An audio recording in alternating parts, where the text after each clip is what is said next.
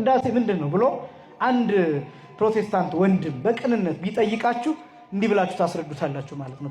ቅዳሴ ማለት አንደኛ ከመስቀል በፊት ያለው የጌታ ሥራ የሚነገርበት፣ ሁለተኛ ጊዜ መስቀል በመስቀል ጊዜ ያለው የጌታ መከራ የሚነገርበት፣ ሶስተኛ ደግሞ ከመስቀል በኋላ ያለው የጌታችን የመድኃኒታችን የኢየሱስ ክርስቶስ መቀበርና መነሳት፣ ከዛ እርገት፣ ከዛ ዳግም መምጣት፣ እነዚህ የሚነገሩበት ነው ቅዳሴ ብላችሁ ማስረዳት አለባችሁ ማለት ነው። ግልጽ ነው አይደለም?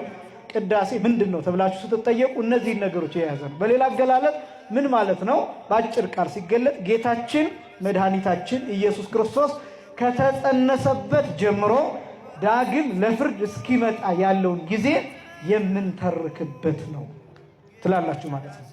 በጣም ደግሞ አጭር ማድረግ ከፈለጋችሁ ቅዳሴ ማለት ነገረ ክርስቶስ በጠቅላላ፣ ነገረ ክርስቶስ በከፊል አይደለም፣ ነገረ ክርስቶስ በጠቅላላ የሚሰበክበት ነው ትላላችሁ ማለት ነው። ቅዳሴ ማለት ይሄ። ስለዚህ ይሄን ተረድታችሁ እናንተ ገብቷችሁ እንድትጸኑ ለሌሎችም ደግሞ ማሳየት እንድትችሉ ነው። ሳምንት ያየነው መስቀል አብርሃም የሚለውን ነው።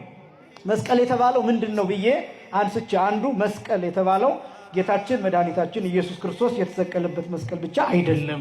መስቀል የሚባለው መከራው መስቀል ይባላል፣ ስድቡ መስቀል ይባላል፣ ግርፋቱ መስቀል ይባላል፣ ችንካሩ መስቀል ይባላል፣ መስቀል ተሸክሞ መውደቁ መስቀል ይባላል፣ ሞቱ መስቀል ይባላል፣ ረሃቡ መስቀል ይባላል፣ ድካሙ መስቀል ይባላል፣ ውሃ ጠጪ ብሎ አንዲትን ሴት መጠየቁ መስቀል ይባላል።